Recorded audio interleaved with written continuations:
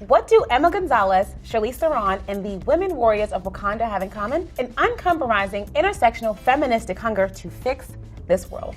Oh, and a perfectly shaved head. We've been told about how braids, afros, and golden locks have shaped the narrative of strength, beauty, and femininity, but today, and with the recent introduction of young activists like Emma, we'll try to answer the question, has women shaving their head become the new refusal to accept the status quo, or is it just a fashion trend? We'll get into that, plus, you know we have to play a game of your favorites problematic today on Teen Vogue Take. All right, so Gabe, you are our entertainment editor here. What is it about hair that is such a cultural phenomenon when a woman changes it up? So you see this hair change as kind of like a vehicle of transformation. Mm-hmm. And I think there's kind of two camps that falls into.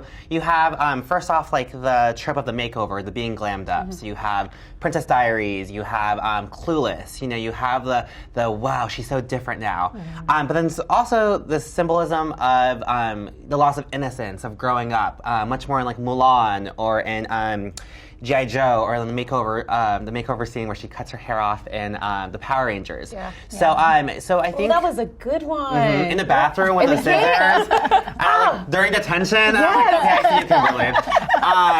But so there's these different kinds of symbolic choices, but like it's been prevalent in ever since like Clueless. It's like hair has always been a part of popular culture, obviously, and fashion. So it is interesting that we're kind of dissecting it and kind of seeing how the shaved head fits into like our current landscape. Yeah.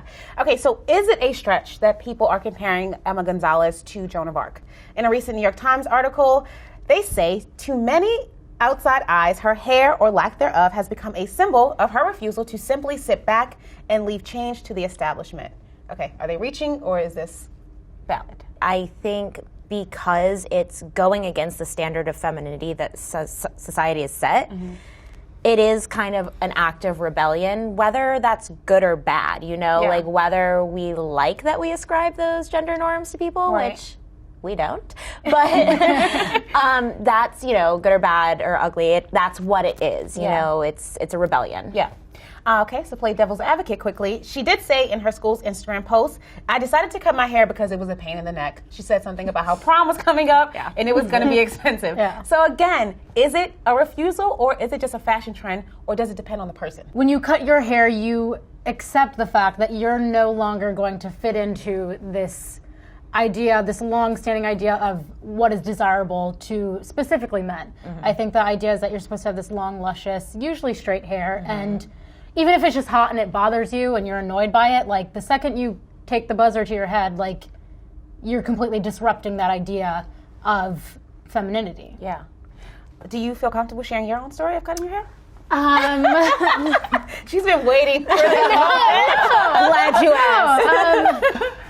I think to like the same point as Emma, I was kind of just like bothered by it. Like I hate humidity. Like it's annoying. Yes, it is hot and it's bothersome.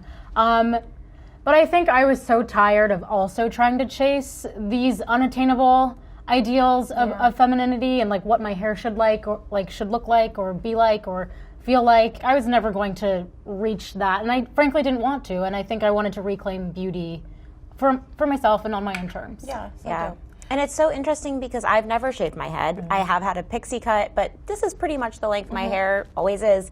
And I remember when I first cut it when I was young, I was told, well, boys won't like that. Yeah, it's like, I didn't do it for them, right? That's not why I was cutting my hair. This is easy. This is how I like to look, and that's what it is. But there's always someone saying, well, someone else isn't going to like that, or this is how other people will think. Exactly. And how dope was it to see the Dora Milaje, which were the women warriors in Black Panther, like with the like dope shaved head, and some of them had like patterns in it. Like I think that was also just such a powerful moment. Yeah. Well, my thing is like whenever I see like these like superheroes with long hair, I'm like, won't they get caught somewhere?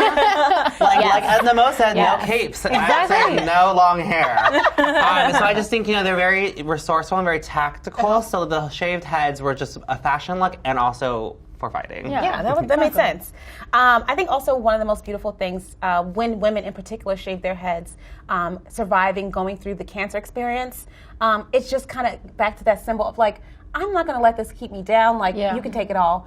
I have a very personal experience with that. Both my mom and my aunt went through cancer in separate forms. My mom went first. She did not have to go through chemo, so she didn't have to lose any of her hair or have any of those treatments. My aunt, on the other hand, did. And as like a sweet little gesture, when my aunt decided to shave her head, my mom shaved hers as well and surprised her. And it was just this really beautiful moment of like sisterhood and bonding as a way of saying like, this is not us. Our hair isn't our end all be all. Right. Yeah.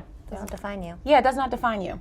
Okay, so we work in media, and so we know that women from top to bottom are criticized and crucified for everything, from Hillary Clinton's pantsuits to what someone's wearing on the red carpet. So what makes hair special? I think there's something like it's part of our bodies. Like it's literally biologically who we are. And I think what's really interesting too is on top of the cutting the hair is also like playing with different hair colors, especially for like the Asian community. You see like this big trend of like a lot of Asians going blonde. Like I was blonde momentarily, and it's fun being able to switch that up. And I think that's a form of rebellion and a form against what is the typical beauty ideals or beauty expectations of whatever group you're in, and being able to play with those. Yeah. All right, guys. Well, we have a great problematic fave this week. In this week's segment of Your Fave is Problematic. I am so over Amy Schumer in this Woe It's Me act when it comes to being plus size and ugly. For all intents and purposes, she's pretty and doesn't need to cape for women who actually struggle with self-esteem issues without trying to capitalize on it. What a read. If you guys haven't seen, Amy Schumer's coming out with a film actually in a couple days called I Feel Pretty. And in that, she kind of, I guess, bumps her head and wakes up and doesn't have any self-esteem issues anymore. Is that fair? Because I think it's that she thinks she looks like society's ideal lady. What are your thoughts? I think she's pretty spot on, honestly. I get the message the movie was trying to send, and I think it was probably with good intention, but it's still subscribing to this idea that there's one way to look and we can't feel powerful, beautiful, happy with ourselves unless we look that way. Yeah. And if we get there by bumping our heads at a freak spin accident, that's okay. Right. Which, whatever. Yeah. Smells like white feminism. Ooh. Well, I was gonna say you're being a lot nicer than I would be. I think I'm just like also like I think I'm just tired of certain things being lumped into this idea of being unattractive. There are so many other things I think that we could be trying to at least like broadcast as ways to like Feel pretty. To feel pretty and feel beautiful and feel confident. I think that it just is a little bit tone deaf. Yeah, for sure. In this climate. Yeah, I totally agree, and it does reek of white feminism. I'm going to reserve judgment until I see the film. We will be talking about it in the next episode of Teen Vogue Take, so make sure you like, share, follow, and subscribe to stay in touch, and use the hashtag Teen Vogue Take. See you next week, guys. Bye.